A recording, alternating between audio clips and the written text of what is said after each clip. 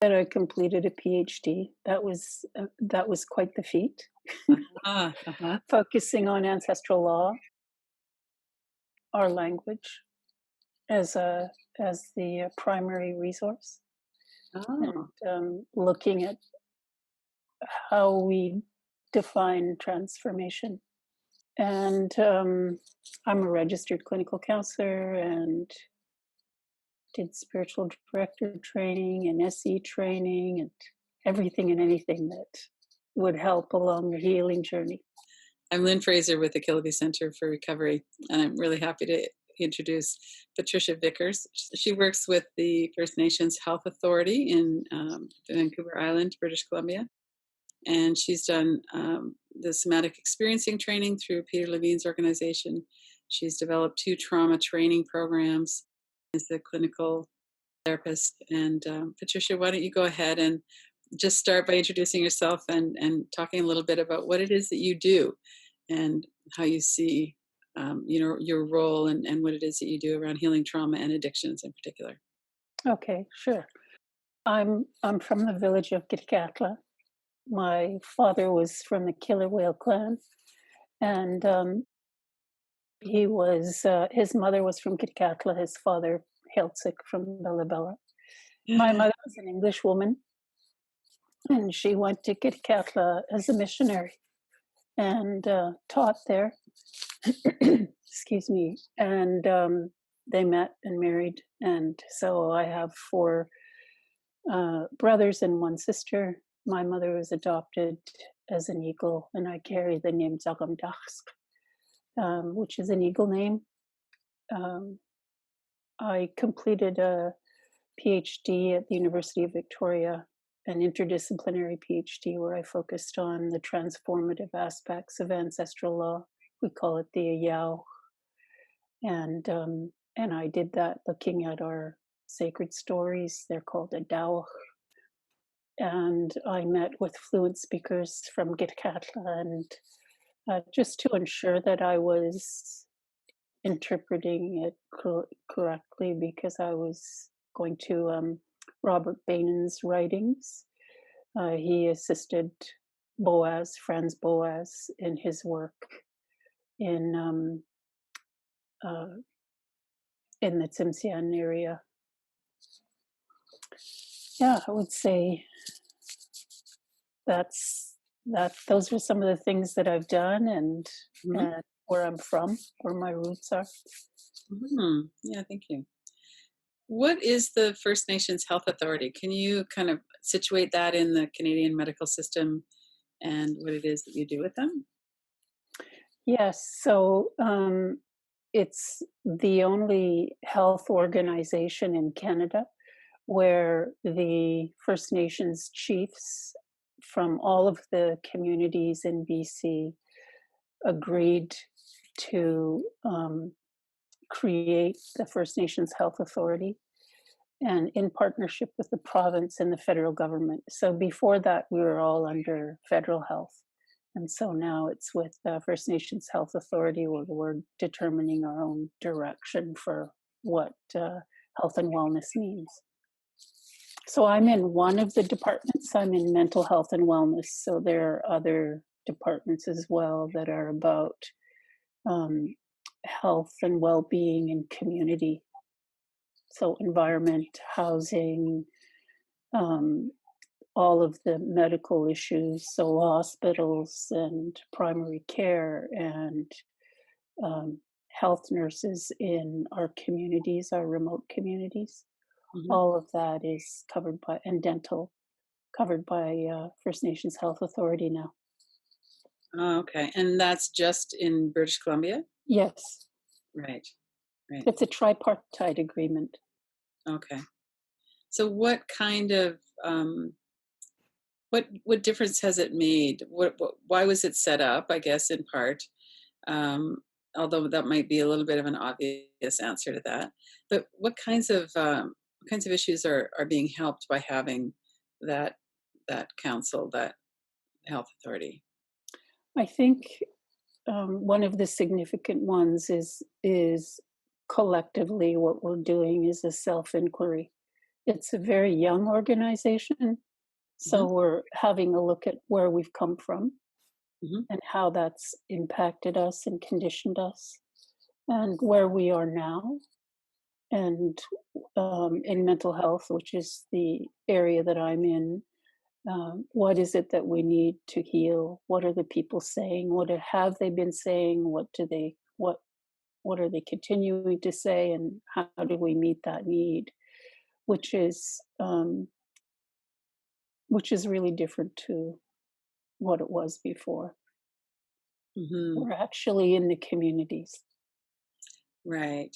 So And it's not a top down, this is what we're delivering. right, right. Right. And we have 5 regions, Mhm, and each region has an executive director and a mental health and wellness team. So mhm. really, my position is there to serve the 5 regions and mainly the communities and what the communities ask for. Ah, okay.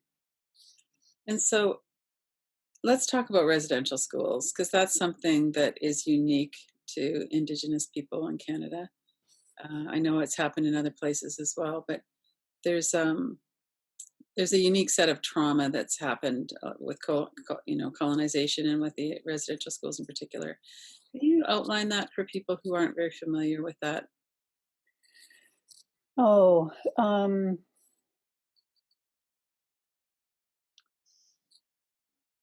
so I'm just trying to think of the best approach to outline it. I'm a Okay. clinician Mhm. and also different ceremonies from different nations really has helped me a whole lot in healing. It's my personal history, and if you're Indigenous, it's your personal history. So Right. that's why the pause. Um, I would say that it's a really dark force in our history where um, atrocities happen to children for too long. Mhm, And where we saw, for me, it was my grandmother. Her father didn't go to residential school. He was born in the 1800s. She was born in the late 1800s. And so um, she attended and my father attended. So it's an intergenerational experience as well of conditioning to inferiority, to non human existence. So, not even an animal existence, really. mhm, It's, it's about who you are is not acceptable. And so, um, I think right now what we're seeing is a real emphasis in healing is identity. mhm, And then eventually, for those of us who've been in recovery for some time, we begin to ask ourselves, well, what is identity?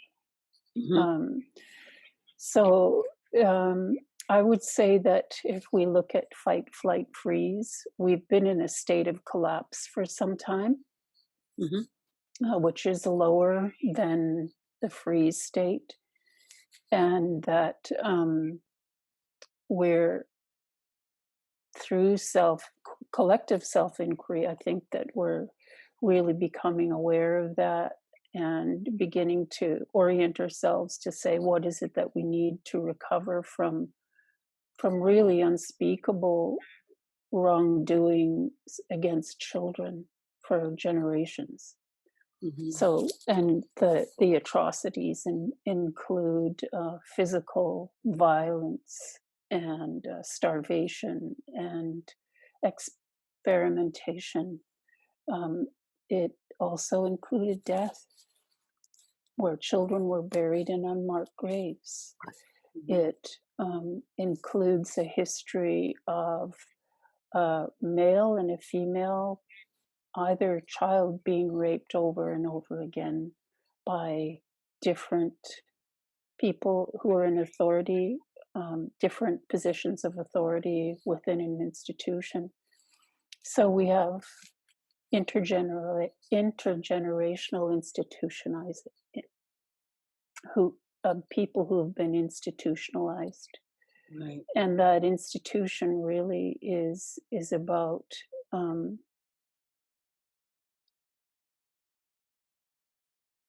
is about a non-human way of living, which means a lack of compassion and kindness and understanding and safety and protection and all of the things that a child really needs. Hmm. And the intergenerational movement of that through families as well. Um, we under Yes. we understand when a parent is so traumatized that it's not possible for the child to have a secure experience as a child either. Well, and as a child, I didn't understand that really, Right. you know. And as children, we don't. We We don't. don't understand um, why are one parent's absent and the other parent is sexualizing you. Right. There's no way of understanding that. You just know that something's gone wrong, Right. and Yeah. that it's a dark presence. Now I see, oh, well, it wasn't only with my father, it was a presence that went back a number of generations. Right. Yeah, and that's why it was so dark. Hmm. Yeah. Hmm. And there are so many people who are living in that existence today, Right. or There's else they've committed suicide, or else they're on alcohol or drugs in order to live. Really, mhm. yeah, It's really difficult to be present with something that dark and painful. Yeah. mm. But we have to be, and this is where um, our our unity in love and compassion and all that our ancestral principles hold for us, the teachings and the sacred stories and the songs, as well as other religious practices, because we're a part of a larger world. And Right. so the commonalities really that bring us together. We need each other to do this, whether it's myself and my siblings, Mhm. or myself and my friends who have their own religious practices, or or as a professional to be working with the province um, and the services that they have. It's really important for us to be united because it is so dark. Right. Yes. Yeah. So, can you talk a little bit about your own healing journey? I know you're an artist too, and Yes. what part does that play? Well, I grew up actually watching my older brother, who's I'd call him a traditional Northwest Coast artist. So Mhm. I was fortunate to watch him as he moved along. I was in my teens, but also my grandparents were a really big part of my childhood. My father's parents, they Mhm. would come and live with us during the winter months, and that's when I heard Somalia being spoken, and they told stories. And my grandfather, in particular, really knew how to. He knew how to laugh, and his humor was usually about crazy things that he'd done, or dumb things, or stupid things. Mhm. So he laughed at himself, and Uh-huh. he wove it all together in a way that was really a teaching that caused you to relax as you were listening, and not really knowing that you were learning something that you would recall much later on. Uh-huh. So I would say all of that is influenced a need to find a way to express um, the goodness and the healing and what healing is, Mhm. because often words fail us.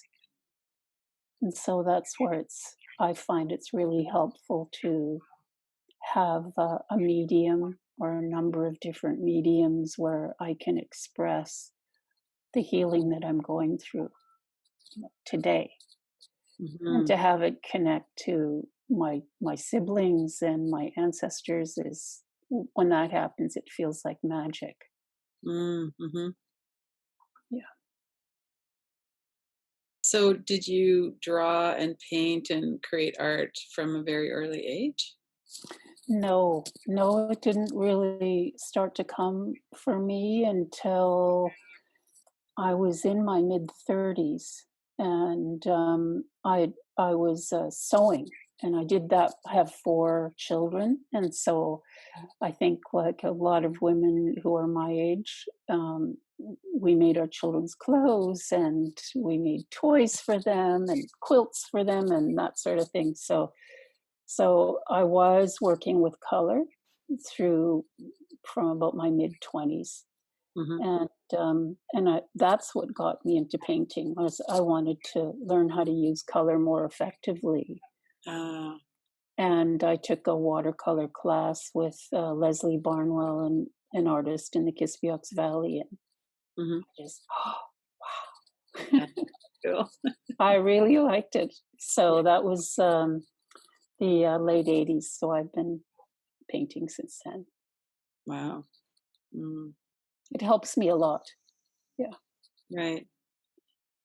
So there's a there's the cognitive mind and the understanding we need to have, and then there's the creative process and our body.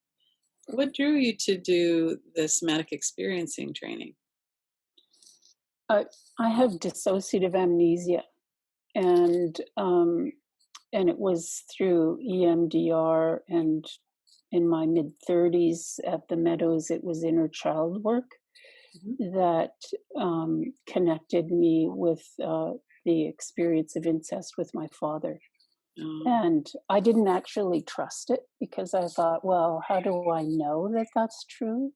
But mhm. my body um, was was telling me that it was true, and in my mind I couldn't actually accept it. So for quite some time I knew that I was struggling, and in 2007 when I found out I had dissociative amnesia, I thought I need to approach this from the body. uh, And so I took, well, I started the training, and I searched. I was working as a clinician with Vancouver Coastal Health Authority at the time, mhm. and I needed some other way to work with the Indigenous clients that I was working with, because I found CBT just wasn't enough, nor Mhm. was the inner child, the altered state of consciousness work. I needed something else. Mhm. And so I began the SE training in 2010. Mhm. And the brain, the beginner's one, I found was fascinating. And so the more I took, the more I began to understand myself. Uh, And it was incredibly valuable. It was a challenge for me because I found the language was similar to that in university, um, where you have domination language that people generally aren't aware of. You're just conditioned into it. For example, the therapist is the expert, right. and I'm going to create space when space is something that exists and we enter into it like a Yeah. sacred ceremony. Mhm. The sweat lodge holder or the MC at the feast doesn't create the space. It already exists and we enter into it. So Mm. just things like that of seeing relationships and seeing the world, I was discovering through taking the training there that I thought differently. And so I began to get curious about how I was conditioned to think. And so that um, reconnected me to the doctoral studies. I just kept coming back to what the fluent speakers had taught me and what I learned through that study. it was coming alive. I completed Right, in right. 2008. Okay. It Mhm, was a long journey. And mhm, then, the practice and the life of it coming, waking up inside of you. mhm, mm. So I think that SE was really, really good training because it brought me to the neuroscience of Right. PTSD. Yeah. Mm, mhm. And to looking at dissociative amnesia from that place. And eventually, after my nervous system almost crashed in 2 years ago, I knew I had to find some modality to access the information that I knew was perfectly stored in my brain, but I couldn't access it with my mind. And I Mhm. had colleagues, psychologists, Ulrich Lanius, Ruth Lanius's brother, Oh, and Stephen Milstein. They're two psychologists here in Vancouver, and um, and they said you need to do lens, and and it, that it was specifically for lifting the lid off repression, and abruptly. So they were great, and it was 3 months of intensive recalling and accessing that memory. oh. So Yeah, dissociative amnesia, can you just say a little bit about what that is? sure. Because a child is raped so many times, they're leaving my their I left my body so many times Mm, that eventually what the brain did was just didn't allow access.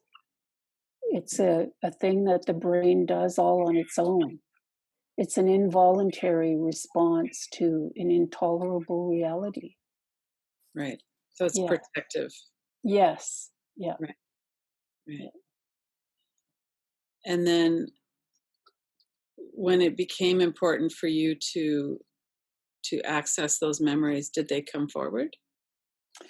I access them through Lens, and um, since it's very slow, it's a very slow process. And now I'm doing neurofeedback with Alumind Clinic. I do it on a weekly basis, Mhm. and um, the brain is amazing. Yeah, yeah, it It is is. absolutely amazing, Mhm. and I I think that when you were talking about me painting, that it's we're looking for a way to integrate it. If you look at Dan Siegel's work, he talks a lot about how important that integration is, Mhm. because that's where acceptance is and peace Right. is. And for me, I've wanted to know what it is I'm accepting. And so when you have dissociative amnesia, you just really have your body in the moment to converse with. Right. So So I've had a couple of spontaneous memories, where it was just really clear, and you have the whole memory, what room you were in, what was happening before and after. It's the whole memory. oh, Whereas when the brain is being bombarded with this low emission, really, so that it won't do what it normally does, and that's deny access. mhm. And I had access to memory. It was like, I want to say, it was like a foot impression in the sand, where there was this memory, and I was saying the memories as they were coming. But I noticed after about 3 months of doing this that I had no emotion. Oh, And so the Steve said, "Well, that's because you're dissociated, and that's why you have no physiological response as well. As it's because you're dissociated. mhm. So this time when we hook you up, be open to what your emotions are, and be fully in your body as you go in. Wow, it's amazing. I would call that intention, you know. Right. Right. So how powerful intention is, because it allows us to be present. Right. So I'm curious about others who have dissociative amnesia, because I haven't met anyone where I could have this conversation with, Hmm. and they know what I'm talking about, Right. and we Right. can talk about what it's like to live with it and what we're doing to heal. Hmm. I think we need more networks like this Right. one that you're creating, for Yes. healing and wellness. Hmm. Hmm. And really go deeply into the trauma and healing of the trauma and how that works in our body, and really Yes, all the way through. yeah. Yeah. Knowing the truth, living in reality, not illusion. Yeah. Right. Right. So the work that you've been doing to heal in your own body. So this has been happening the last few years, but before that you did the somatic experiencing training. Yes, and I found that, with the dissociative amnesia, it didn't do what I needed. Ah, I see. Yeah, yeah, Right. So your brain was still protecting you from yes. really being fully in your body or fully feeling the emotions. The emotions were there, Okay. in relationships, um, and so was presence. It's the relationship with the past, with memory. Ah, okay. Yeah. Right. Right. Mm. What a loss too, that I mean, it's wonderful that the brain steps in to protect us. And what a loss that so much of the life isn't remembered. Yeah. Well, I have memory in other areas of Yeah. childhood. Yeah. Yeah. But not that. For example, I remember when I was 5 and we were living in Hazelton, it's Gibson territory, and I recall, I could go anywhere. I could roam anywhere, and we were in a rural area, Hmm. and one of my favorite places to go to is I'd walk to the stream, which wasn't very far away, maybe a couple of 100 meters, and down a dirt road. Hmm. And then I'd walk beside the stream bed to the beaver pond. Ah. Hmm. And in the summertime, the smell there was incredibly sweet. Hmm. Hmm. And the sun shining through the alder and birch trees was, yeah, it was a beautiful green canopy. Hmm. So I have those memories. I have memories of catching a bumblebee with my hands. Wow. And what happens when you do that? Yeah, you probably got stung. Yeah, I did. Yeah. Yeah, so picking chocolate lilies for my mother for Mother's Day. uh, So a lot in nature. right. Right. Yeah. And now I know why I have those memories, because I needed those times in order to really live and to know what to be in my body. Right. And nature has some true beauty. Hmm. Yeah. Lessons too in the wintertime when you get cold, you know. Yeah. Yeah. That reality thing again. Right. Right. Yeah. Yeah. So, can you describe a little bit about the trauma programs that you've developed? What are some of the elements of that?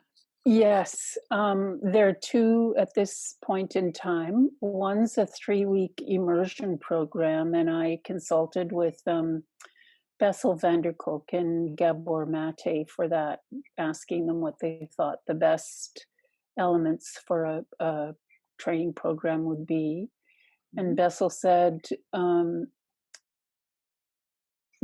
what art therapy, anything that helps a person to be in their body experiencing and they don't have to narrate it. So, Uh, where we have no language for what it is we're experiencing. mhm, And then, of course, Gabor, when you look at his work in the realm of hungry ghosts and about a compassionate response to how people survive with trauma. right.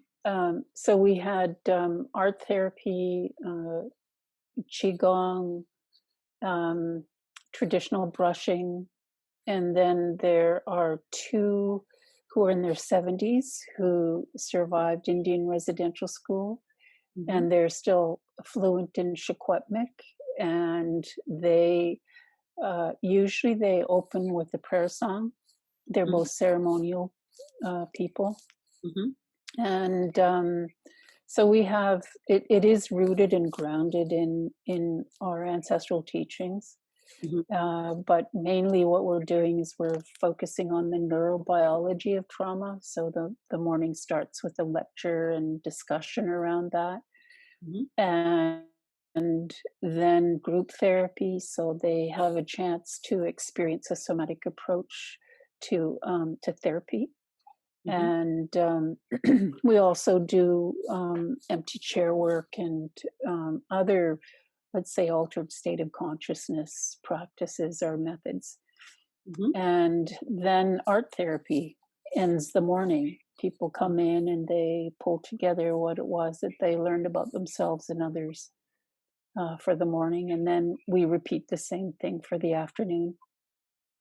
Right. And we've delivered that to 4 of 5 regions. And about 90% of the participants in their evaluation said that it helped with their healing and that it needs to continue and that they want more. They want level 2 of the training and they want a training in sexual trauma. So they're, Right. the Right. participants are directing us. They're, we take 16 um, and no more. That's so we can have 8 per group with Mhm. 2 therapists. And then there are 4 of us who are Indigenous. Mhm. The three men who are facilitators as well, and bring their traditional knowledge and experience to the program. Mhm. So we do that one. It's 3 weeks, 1 week on, 1 week off. Mhm. So the participants get a chance to work their methods and what they've learned with their clients. And then Ah, they come back in week 2 and then they have questions and this is working and I appreciated this. And mhm. so they said, this is the model that you need to keep Mhm. because we get a chance to practice and then come back. Right. Right. And then I developed a 3-day brief trauma training. And that one is like the 3 week, but there's no therapy. And we cover the neurobiology, actually, nonviolent communication on day one. Mhm. And they really appreciate that because, people are either in a fight Mhm. place or a Yeah. flight place. They're either blaming themselves and judging themselves or blaming someone else. Right. Right. So it's an opportunity to move out of that and learn how to communicate from a different place, from our authentic place, really, place of Right. understanding and compassion. And then days 2 and 3, we're covering the neurobiology and focusing on intergenerational trauma through Indian residential school. Mhm. And song, traditional song, and prayers in the language are all a part of that.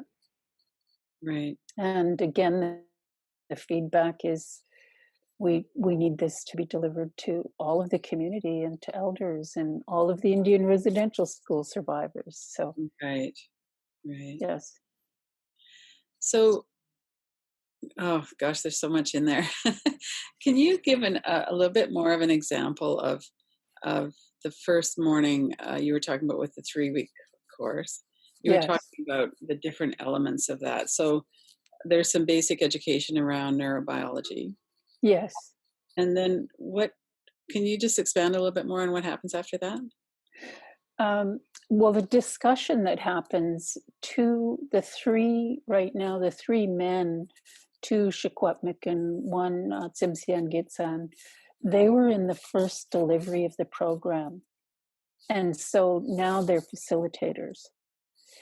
Mhm. And we've been revising the program as we move along.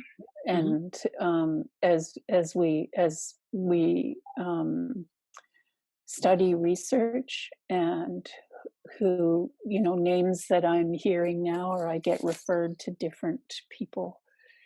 So revisions have happened, and they've happened because of the feedback. But these three men actually play a significant part in the training, Mhm. and the discussion is critical because um, one of the facilitators, he said, I actually remember when he said, I've been in freeze my whole life. And I Wow. see it's because I went to residential school and that's where I first started to live life in freeze. Yeah. And he said, I'm thawing out. And that And can I'll be. never forget the look in his eyes, Mhm. of life, Yeah. and not anger and rage, just awakening to life and all that life has. No regret, just being in that moment. So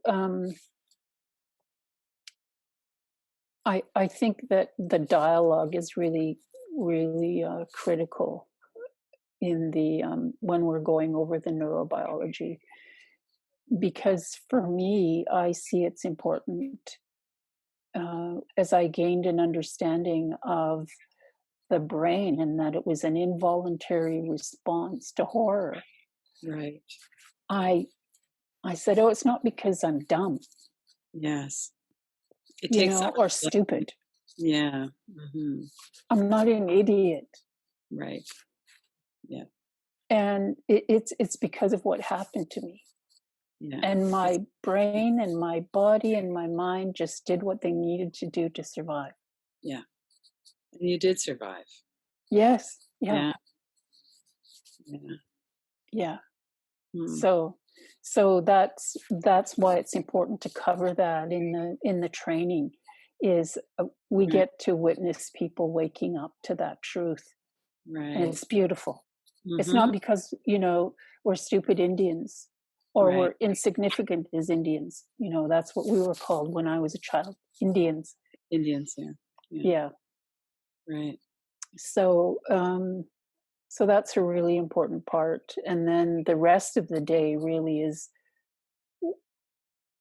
individuals exploring what that means for them Mm. and learning how to be compassionate with themselves. So how does that work? I know that's a big struggle for people, self-compassion.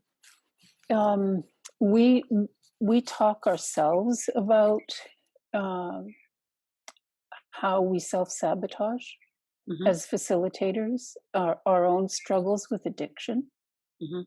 and understanding that struggle. So it's not as though we're experts and we've arrived.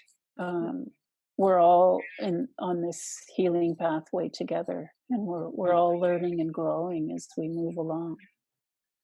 And yeah, I think that helps to remember that. It's also our traditional teaching: one heart, one mind. Ah. Mhm. Yeah, yeah. Mm. And I think it's coming back to that, to our traditional teachings as well, that being unkind to ourselves really isn't following our principles and values. Right. It's simply following what we've come to believe about who we are Right. as individuals and as a people. Mhm. I think that is one of the extra layers here that isn't necessarily the situation for, a white child who's experienced a lot of trauma. That you have that the whole culture and the discrimination and the stereotypes and how harmful they are. And then on as well as the residential schools and the horror. Right. Yeah. And foster care. We've had a number of people who were in foster care in the 60s when the residential schools closed down, then it shifted over to apprehensions. Right. So we've had people find themselves and their ancestors in the training program.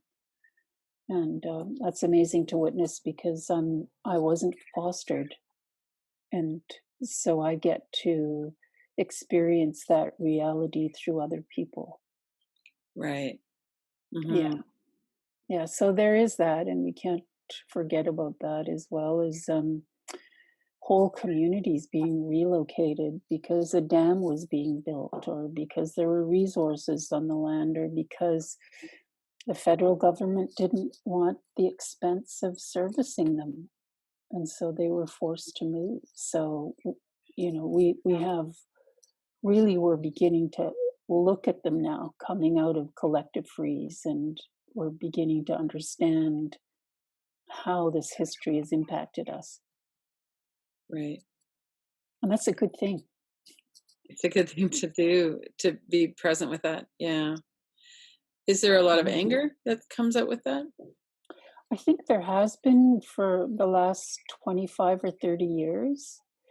And I would say through ceremony, through traditional ceremony and to ancestral principles and teachings, which are all essentially about the spirit world of compassion, Mhm. learning what love truly is, what safety truly is.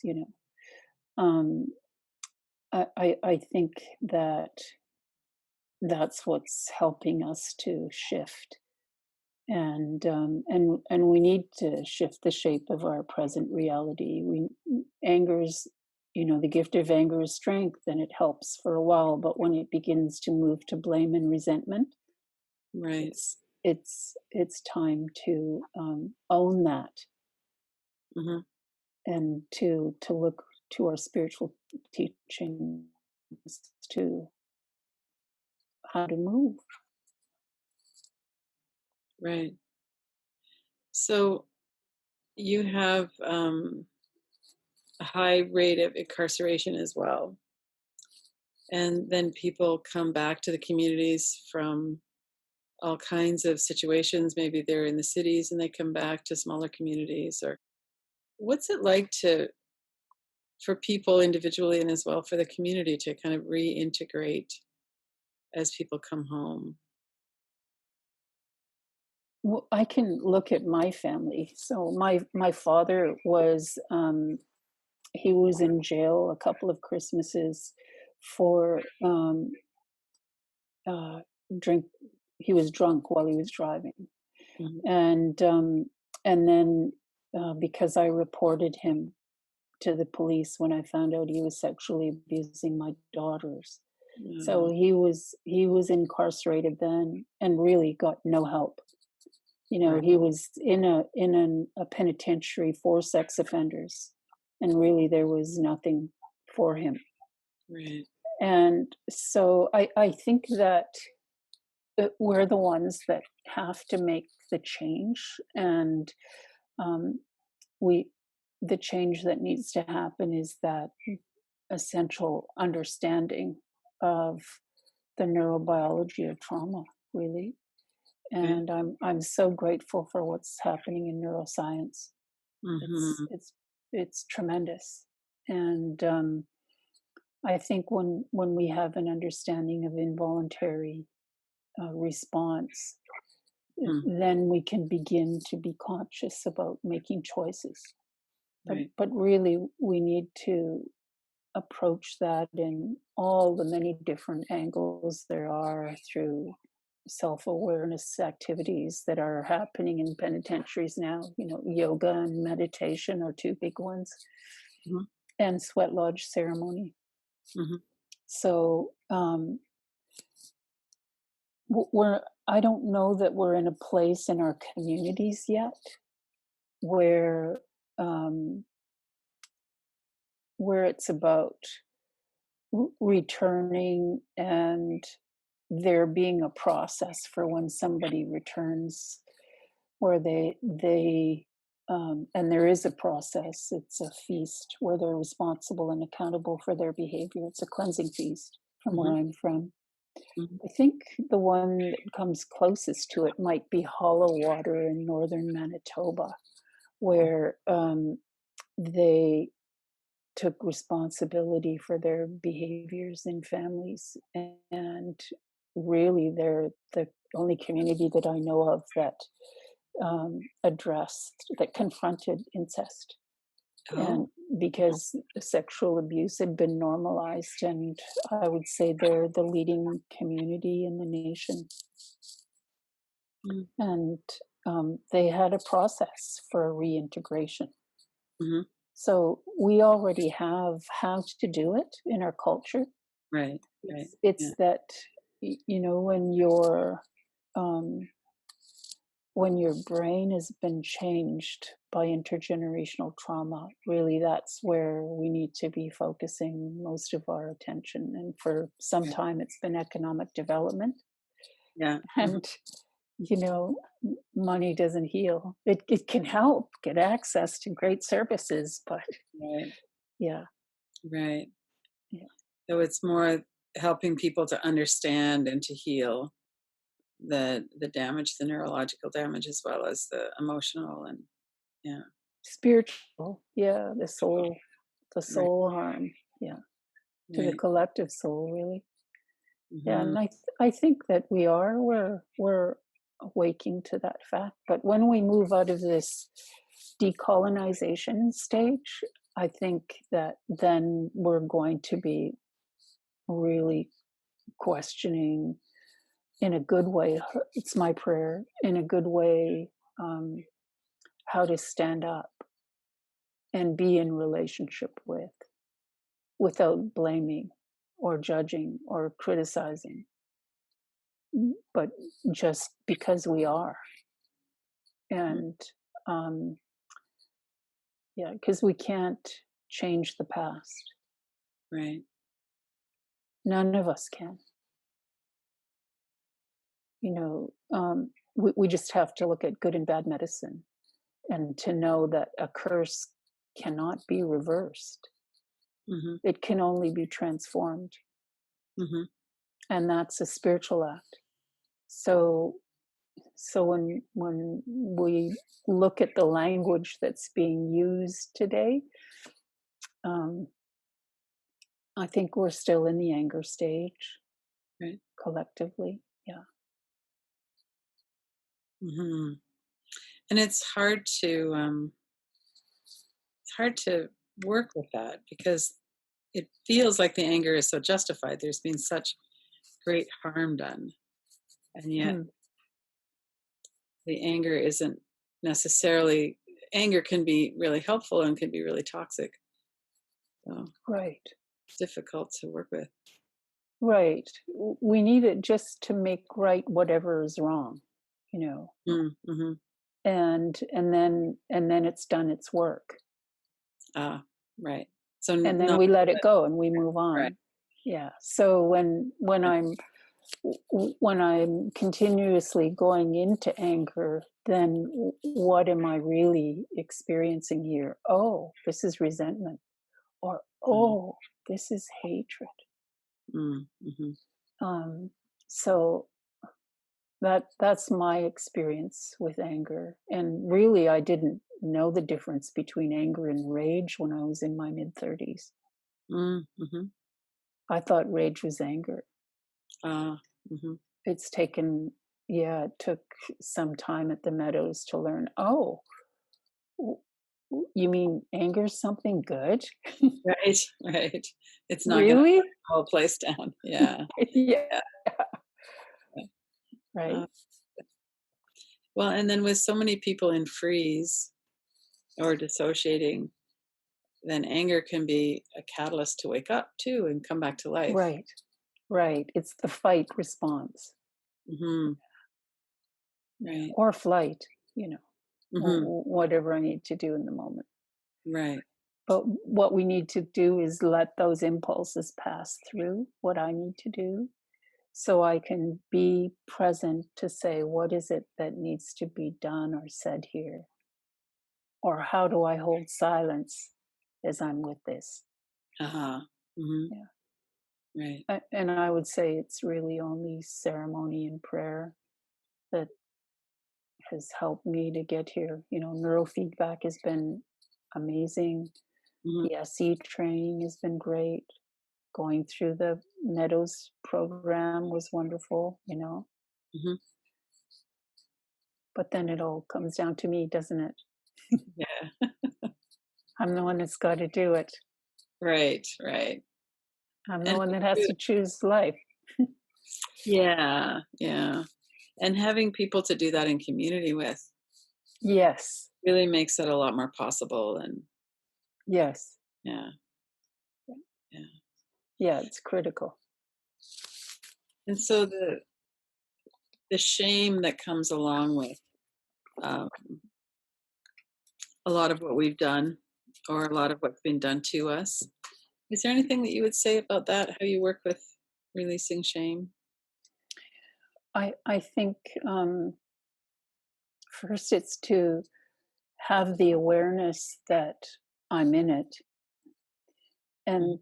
and then um, a willingness to understand and to explore, to let it lead me Mhm. to what it is I need to know.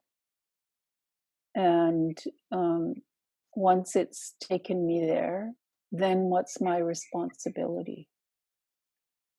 How am I to be accountable? Mhm. Is this mine? Is this my shame? Or is this intergenerational shame? Is Huh. this the shame that society has put on me? Mhm. Um, yeah, this is about the inquiry that needs to happen, and really not so much with the limitation of my small mind, but Mm. with from my heart, with a desire and an intention to become a more loving and kind person, to live, you know, Right. Right. and to live well and peacefully. Mhm. So I as a therapist and in my own life, that's essentially the pathway, and then to see how often it reoccurs. And so instead of going, oh, I didn't do it right, or here it is again, or um, it's okay. What do I do? Oh, I inhale for count of 4, I hold for a count of 5, and I exhale for 6. Exactly. It can be that simple to reset things. Yeah. Yeah. Yes, yeah. Yeah. Mhm. But Yeah. Oh, I go ahead. think shame is a spiritual energy force often. You know, they used to call it toxic shame. That used to be the language for it. Or Right. um, and then there's the healthy, which is about being embarrassed because I made a mistake. You know, Right. I tripped, or I didn't do something right, or Right. yeah. So Yeah. Well, and that the experience as a child of there's something wrong, and then we turn that against ourselves and we develop that really core deficiency beliefs and that there's something really wrong with us. right, That's just devastating. And children don't have any other way to see it. We don't know that it's not yes, right. right, and being egocentric, right? Right. Yeah. Which children are very egocentric. Yes, Mostly yeah. adults too, but yeah. Yeah. Yeah. But yes, and into innocent and sacred. Yes. Hmm. Yeah, those things as well. Hmm. Hmm. But I And are think you patient? patience is so important. Yeah. Hmm. Are you seeing any of this work? Is this what's happening in treatment centers as well, or has that Not yet, not yet? not yet. So we have the National Native Drug and Alcohol Program, it's NADAP, and that was created by visionary leaders back in, I think, the 80s. It's been in existence for quite some time, and they're drug and alcohol workers in community. Mhm. And I think it's going to be important that we get this education along with neurofeedback and acupressure and all of the modalities that help to heal intergenerational developmental complex PTSD. Right. And we're not there yet. Hmm. Yeah, Right. Yeah, it's very important work. it is. It is. Hmm. And Hmm. it's an honor to be able to do it. You know, First Nations Health Authority gives me this opportunity to do the work I'm doing. Hmm. So, Hmm.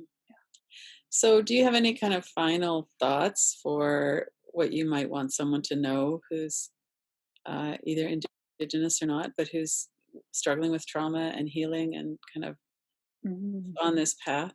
What would you say? mm.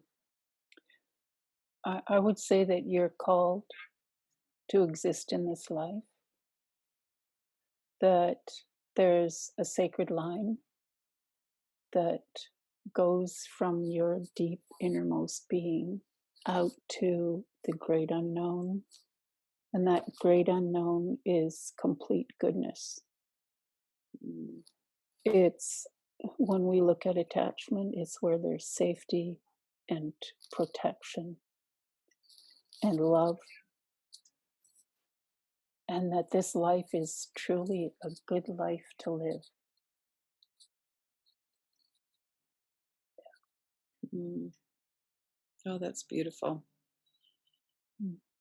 Hmm. Well, thank you very much. Yes, it was good to meet you, Lynn. It's very good to meet you too, Patricia. Thank you for this opportunity. Oh, you're very welcome. Hello, this is Lynn Fraser with the Kiloby Center Radical Recovery Summit. We are so excited to bring you the lineup for January 10th to 19th, 2020. Go to radicalrecoverysummit.com to see the new headliners for 2020 and to sign up.